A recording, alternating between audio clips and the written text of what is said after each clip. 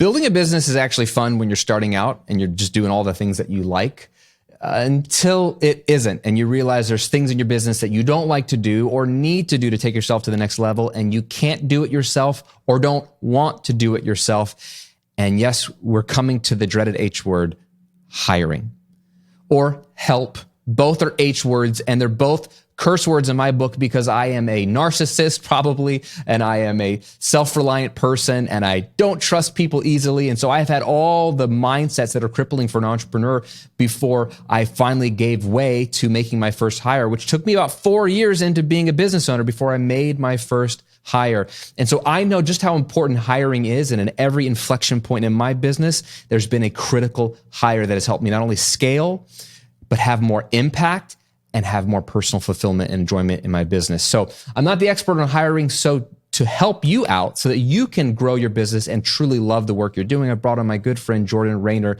who has had massive success scaling big companies and hiring talent. Jordan is not only a great friend, but he is a leading voice in the faith and work movement. And he's written multiple best-selling books, including The Creator in You, Redeeming Your Time, Master of One, and Called to Create. He's got a great podcast, the Mere Christians podcast, which I have been a guest on twice. He's got weekly devotionals, and he's helped millions of Christians in every country on earth connect the good news of the gospel of Jesus Christ to their work. So in addition to his writing, he serves as the executive chairman of Threshold 360, which is a venture-backed tech startup, which Jordan previously ran as the CEO, following a string of successful ventures of his own. He's twice been selected as a Google Fellow and served in the White House under President George W. Bush. He's a sixth-generation Floridian. He lives here in Tampa with his wife and their 3 young daughters. The Raynors are proud members of the Church of Odessa. And let me just tell you, Jordan is the real deal. Not only a brilliant thinker, an educator, but a brilliant leader, an entrepreneur, and a brilliant marketer. And his expertise on scaling and hiring is why I brought him on the show. And here's what we talked about in this episode, that you do not need to be a huge business. When I think hiring, people think, oh, I got to be this big business. It's got to be complex. You don't need to be a huge business. You can still be a solopreneur, a solo creator, and hire your first person.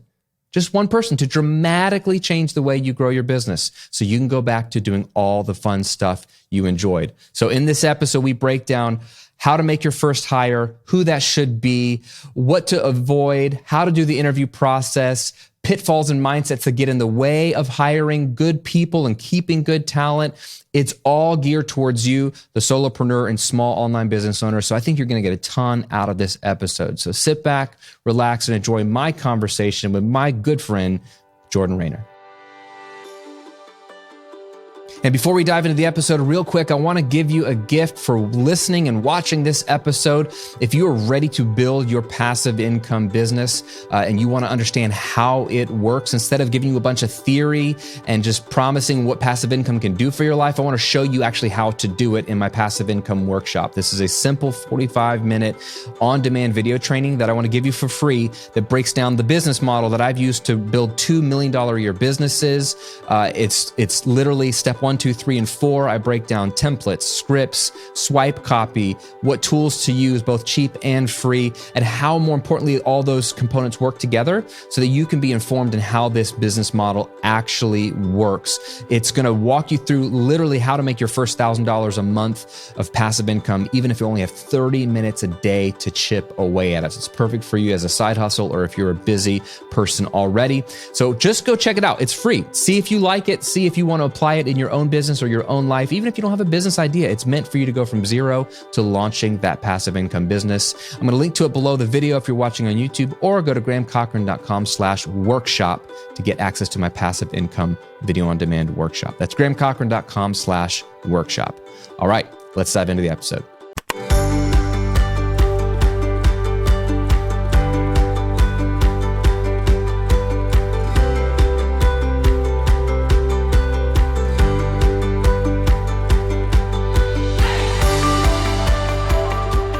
All right, Jordan, this is awesome. This is like a great day for me that I can reverse the tables, turn the tides, because I've been on your podcast twice. Yeah. I was episode numero uno, I like to say. So Hard to believe. I know, the number one best. And then I've been on your podcast a couple times. Yeah. We've done a lot of life together. You've been a great source of inspiration and encouragement to me.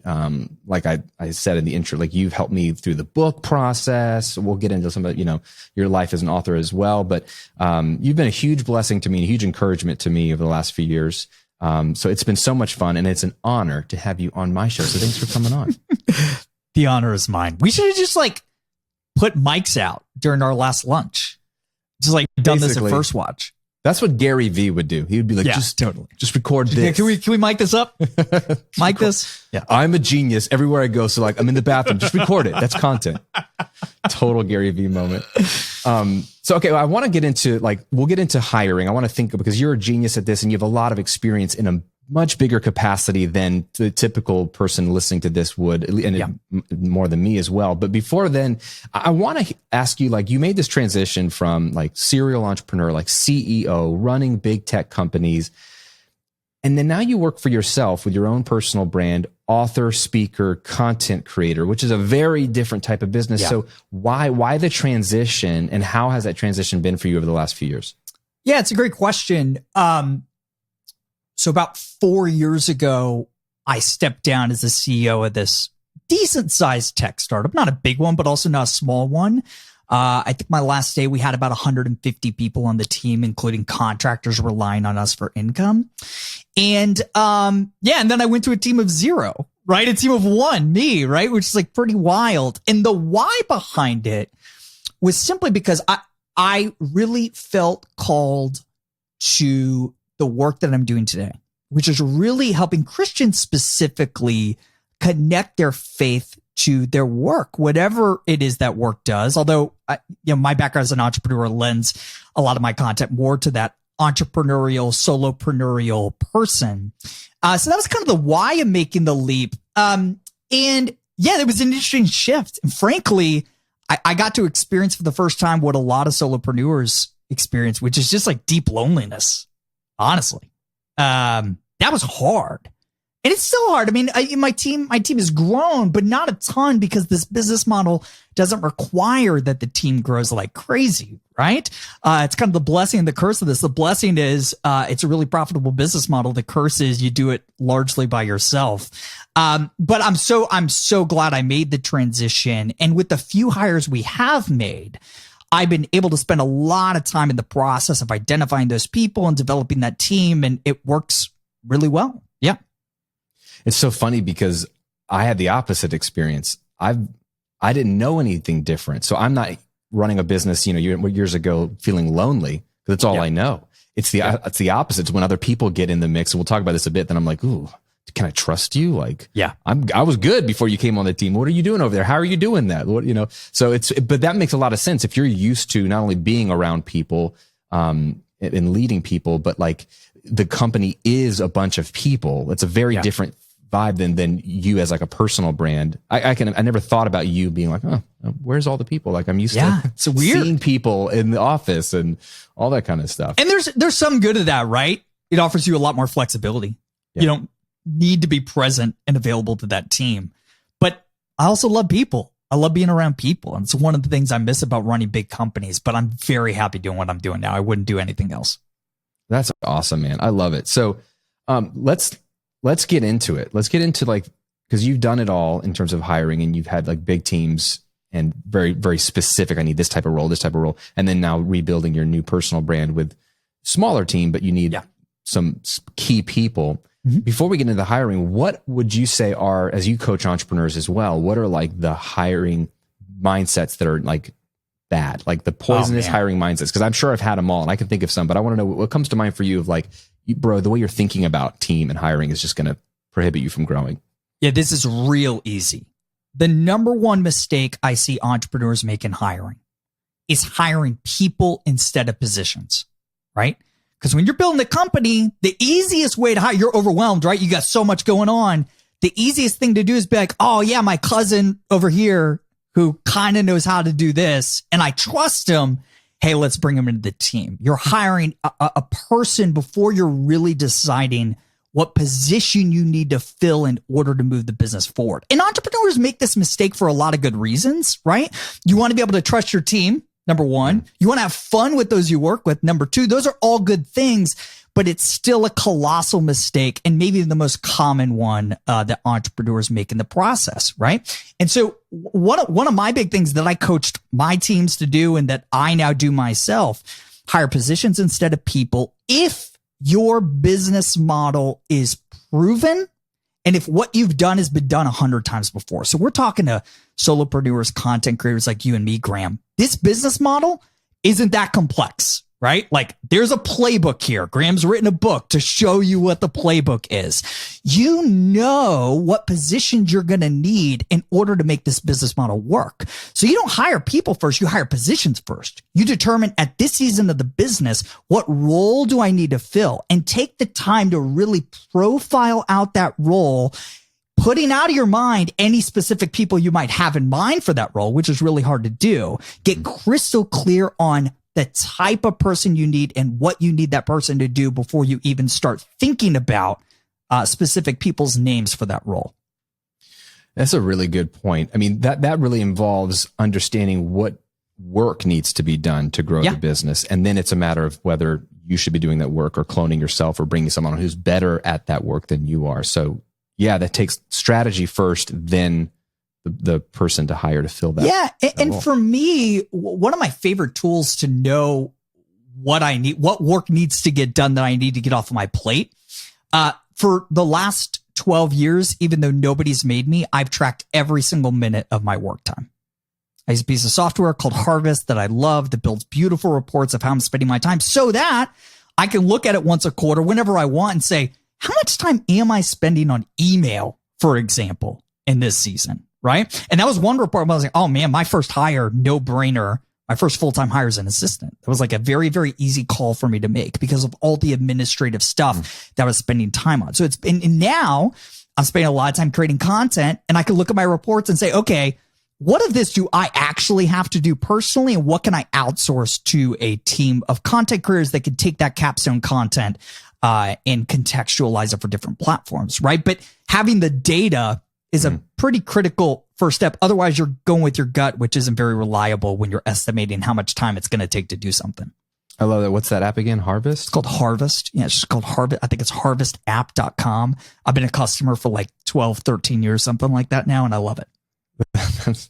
That's awesome. I remember the first time. Affiliate link below. Yeah, there you go. The first time I heard that you track all your time. Yeah. Like Shay and I were like, wow, dude, that's next Psycho. level. But you get the data. I mean, okay, what do you say to, that makes sense. Knowing what, and I'm always trying to encourage people to do an inventory at least every 6 months, but ideally every quarter of like, what are the tasks? Like I was in a coaching session just even a few months ago, and there was a couple who were running this really cool YouTube channel, and they've blown up with their course, and they felt overwhelmed doing it all themselves, even as a tandem. And so what we had them do was bullet out every single task they could think of that they do in a given week or month. And when they saw it, like even like, okay, upload the video to YouTube. Well, really that's like create a thumbnail, create the title, the text. When they saw everything bulleted out just for the sake of seeing all the things, even if it's like, it takes 5 seconds, it was like mind blowing to them. Like, oh my gosh, why would we even attempt to do all this ourselves? It made them sick. Like they got that feeling in their stomach, and it helped them get over the hump of like, okay, we need to hire, and we'll hire. I think they even hired like a house manager first. Let's just take care of someone to take care of the laundry and the cleaning. Like, so in a way it's kind of similar, but just observing what you're actually doing first. But even if someone's done that, I find, and I want you to speak to this, Jordan, I find that my students will be like, okay, I'm doing all these things and I get it, and it's too much, and I probably should hire. And this is also me too. So like, I'm very familiar with this feeling. And I would say things like, but it takes so much work to hire somebody, or I don't know where to start. Like, okay, so I shouldn't hire cousin Vinny, but like, where do I start to hire good people? And there's a lot of fear that you're going to spend money and it's going to be wasted, or someone's going to steal from the company or sabotage your company or just disappear.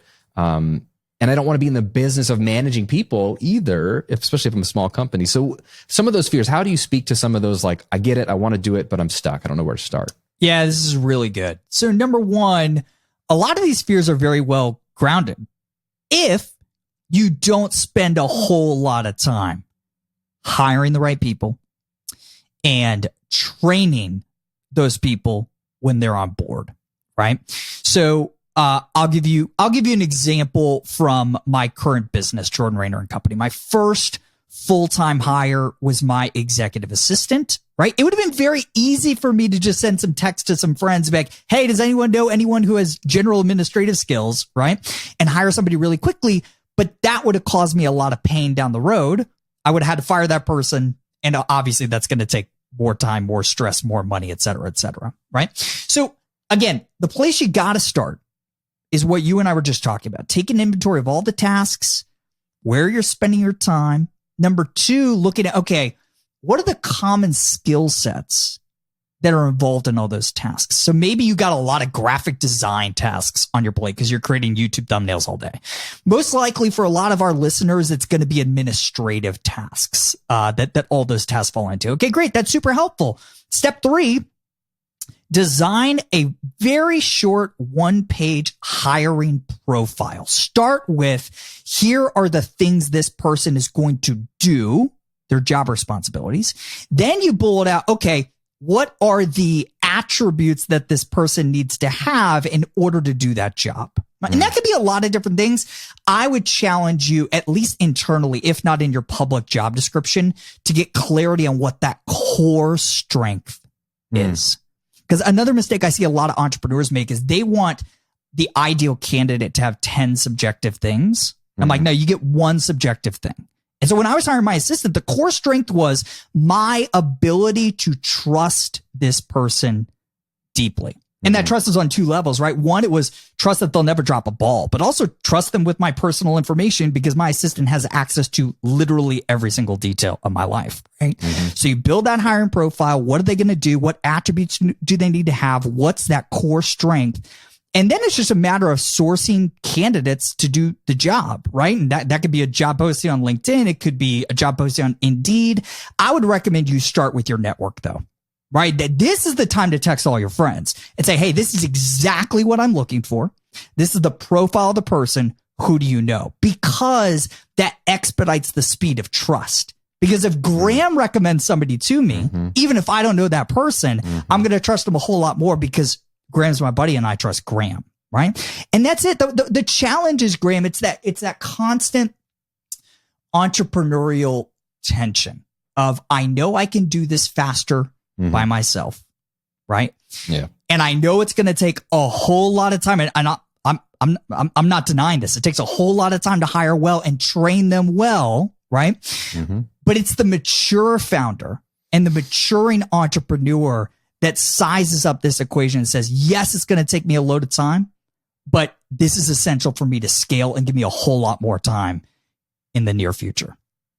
I like the distinction of just make a job description. Good advice. Even if it's like, you'd be shocked how many founders don't. Yeah.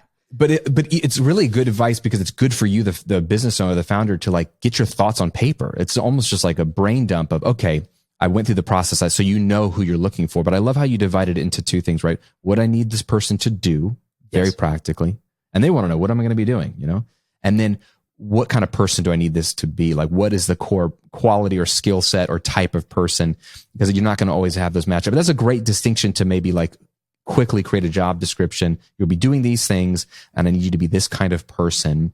Yeah. And then I love how you're saying you could still casually reach out to your network, but now you have something more helpful to give them. Use something concrete. Yes. Let me go a level deeper here, right? Because some of your listeners are like, great, I'm going to go do that now. The next level is really where I think my hiring system takes it to the next level. So I've hired I've hired dozens of people with this hiring system. And when I follow the system, I've never made a bad hire, ever. The 3 times in the past few years that I haven't used this system, all of them have been colossal, expensive failures, right? So here's what I do. Once I have the profile, once I'm starting to source some candidates, then it's time to figure out, okay, the profile tells me what I'm looking for in a candidate. The mistake is some people like put that document away and say, okay, great, new document.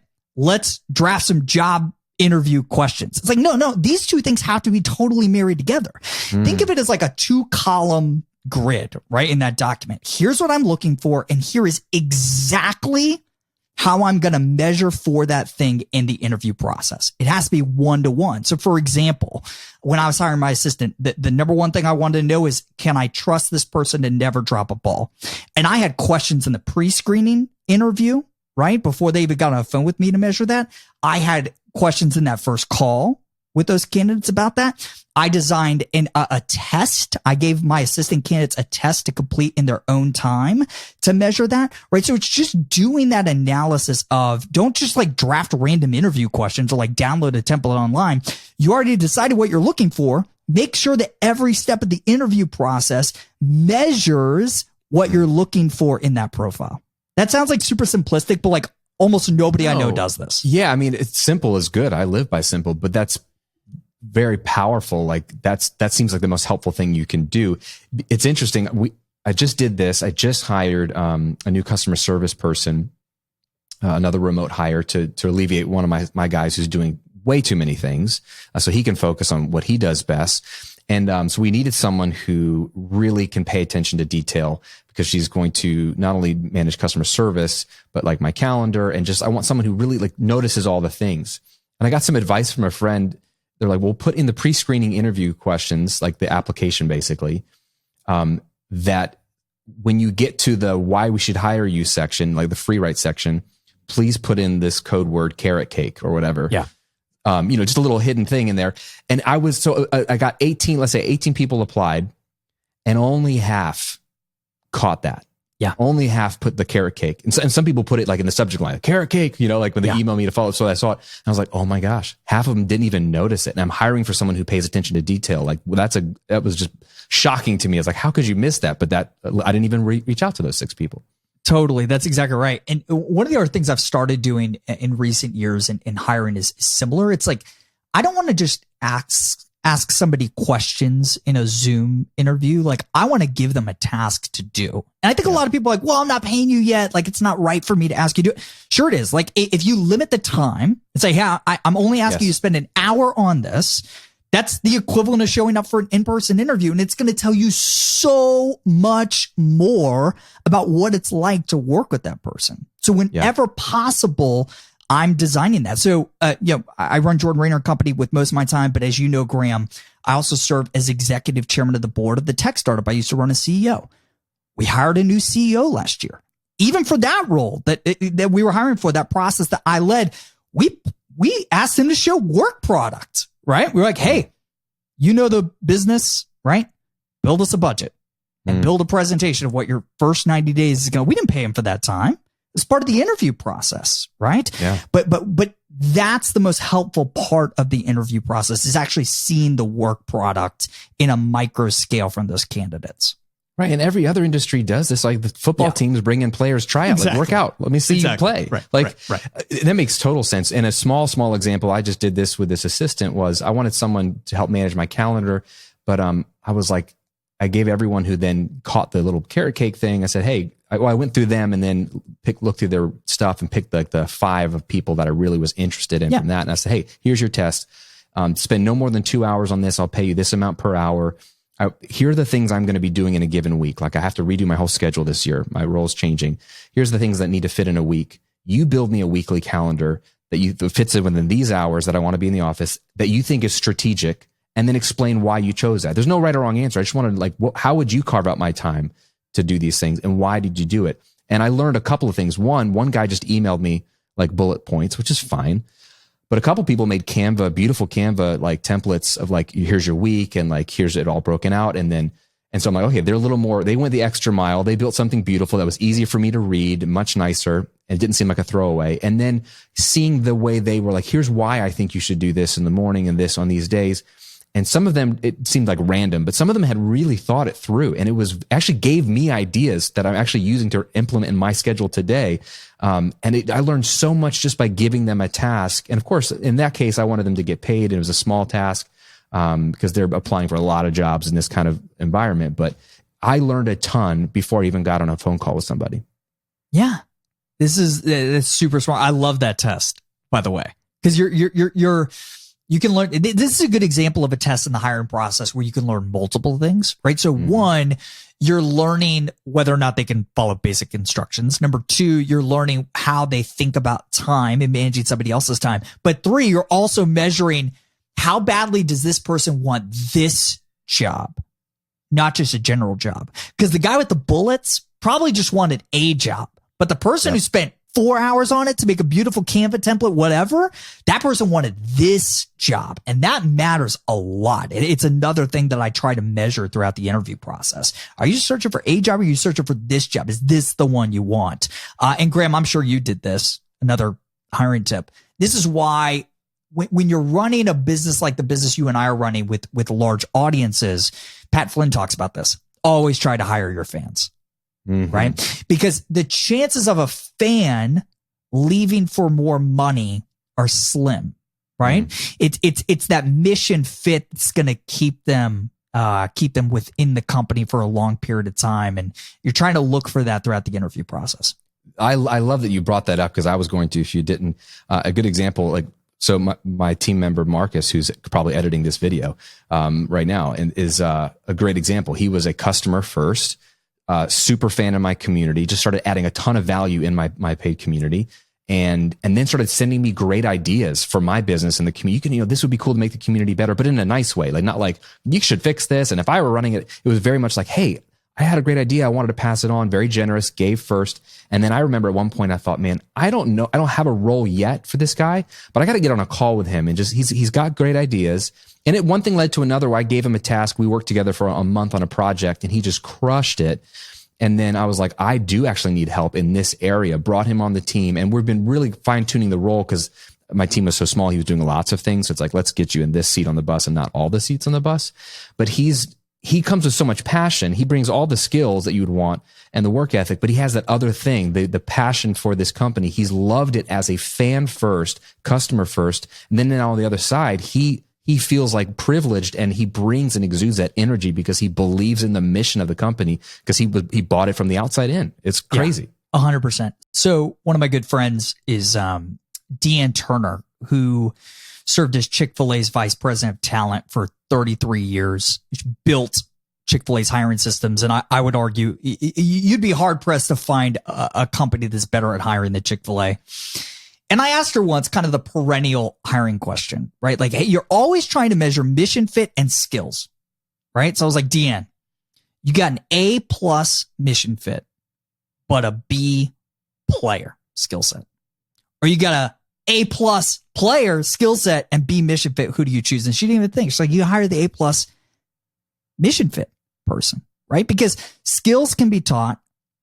Commitment to the mission can't. Now you can't hire an A+ mission fit and a C-level skill person, right? But when push comes to shove, always opt for mission slightly over skills, right? Because they're going to be fully engaged. Yeah. They're going to understand the brand from the get-go. It's less time for you to train up on why we're doing X, Y, and Z. Yeah. And they're going to stay a whole lot longer. And oh, by the way, they're also going to recruit their friends to come work for you. Oh yeah, and make your company culture, no matter how big or small it is, better because they have a great attitude. They want to be there. Yeah, exactly. I love that. Okay, two questions here. One, would you just, and they're related. Okay, the question is like, who should be your first hire? And I know that probably depends on the brand, but like my audience, similar to you, solopreneur, you're starting to build. Maybe you're starting to, let's say you're hitting $50K a year, $80K a year, $100K a year, like more than you need. You could invest a little bit, maybe on a small hire and start. Who do you hire first? And then subsequently, how do you look at maybe stages of hiring for a brand? Excellent question. So for most of our listeners, an assistant is going to be your first hire, right? Because you're doing a lot of administrative stuff that is not at all a high leverage use of your time. You need to be creating content, right? And networking and going on shows like this, right?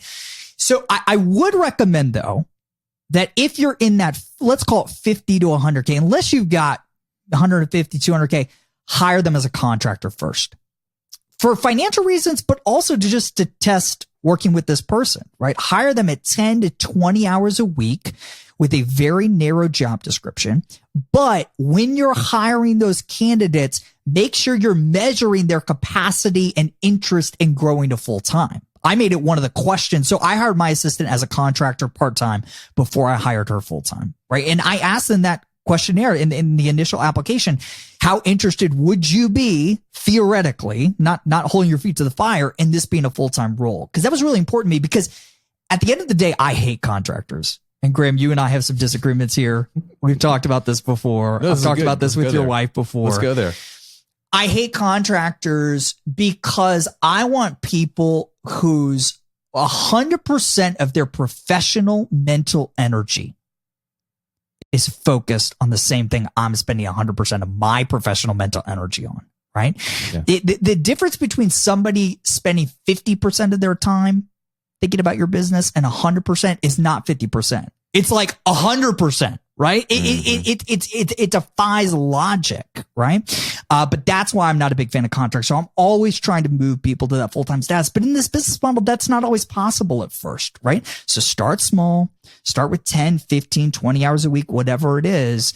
But even when you're hiring those contractors, measure their interest in growing to full-time. Yeah, I love that distinction.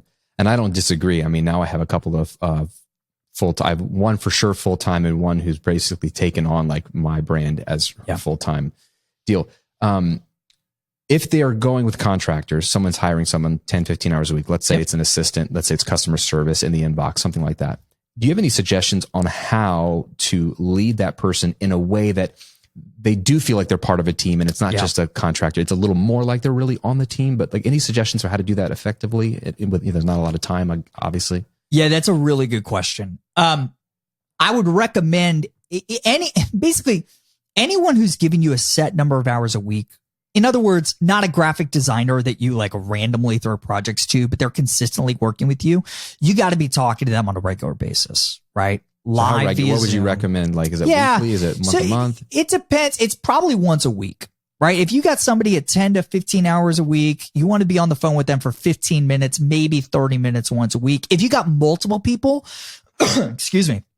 If you got multiple people, I'm a huge fan of all hands meetings. Even if you only got 3 people on the team, once a week, 30 minutes, share wins, share kudos where you're praising other people on the team, talk about priorities for the next week. Even if you're not getting any real, quote unquote, real work done, the real work is showing up, making sure they're doing well personally, and reiterating where the business is going, reiterating mission, reiterating vision and where you're taking this thing, and making sure everybody still wants to be on your bus.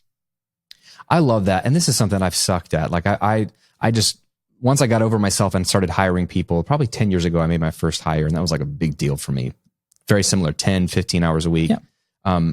It was just like, okay, here, I train you once. All right, you go spin that wheel and I'll spin these wheels. And I don't want to have to talk to you, not because I don't like you, but because I don't have the time and I want you to be a self-starter. And I've gotten lucky that I've hired people that can pretty much do it.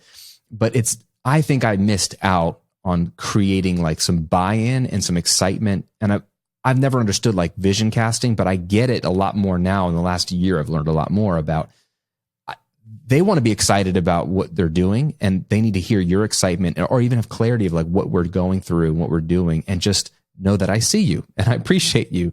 And I haven't done a great job of that, but I can see how powerful that would be from day one.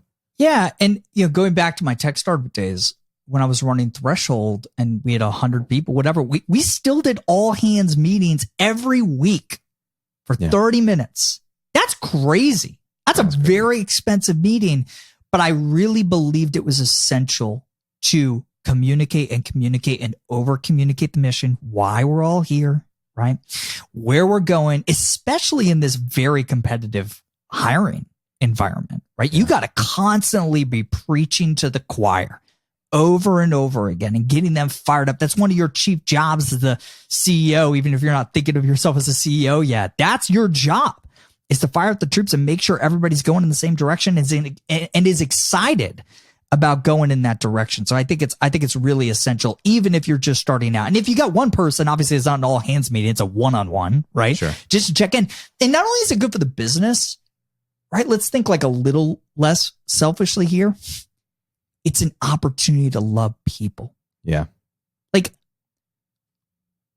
we're living at a time when people are lonelier than ever before. And let's face it, remote jobs are real lonely. So maybe you aren't particularly excited about getting on a recurring call. I hate recurring calls by default, but I do them because I want to love my people well. I want them to know that I love them and care for them. Yes, their contribution to the company, but just them as a person. Like my weekly one-on-ones with my assistant now, most of the times we're not talking about work. Most of the time, that's just the time I've carved out to see how she and her family are doing. And I treasure that time. I don't know if she does. I hope she does. Right. But I treasure that time because I want to serve her exceptionally well. I mean, I love that. I mean, and you know, between you and me, right, as Christians in the world, like our job isn't just to go make money and build a business. It's everything is people, even business is people, and our customers, it's all people. So everywhere we go, right? You know, Jesus says, love the Lord your God with all your heart, soul, strength, and mind. And then the second commandment equal to this is love your neighbor as yourself.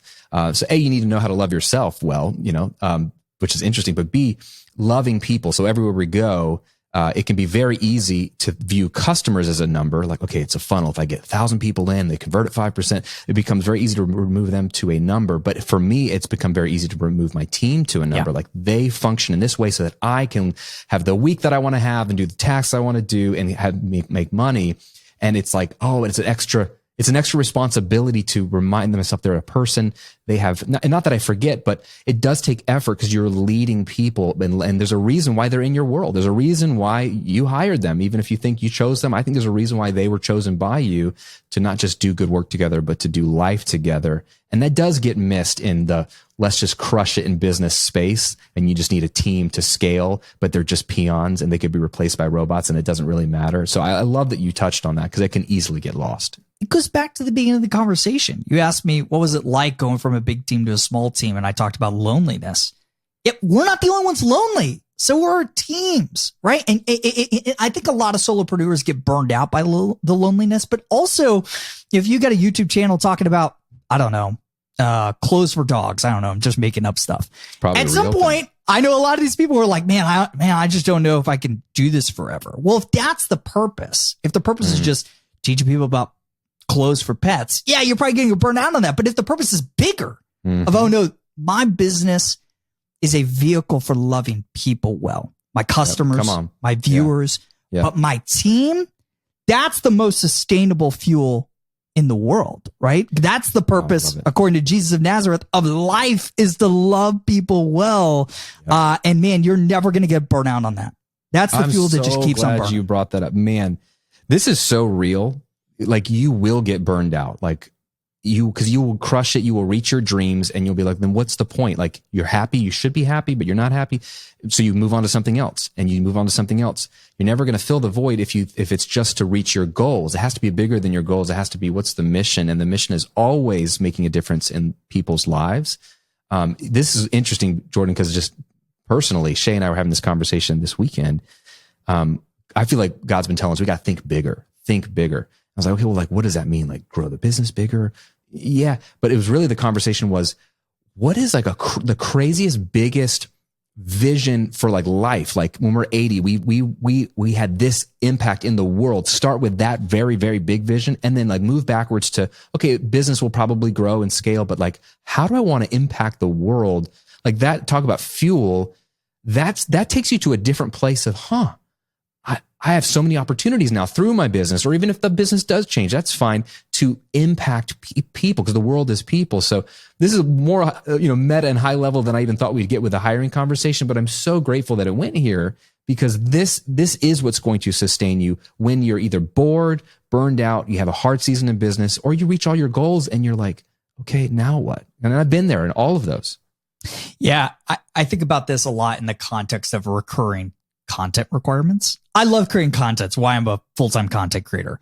But man, when you're on your, I write a weekly devotional called The Word Before Work. I've been writing it for 4 years, maybe 5 years now. I've even lost track.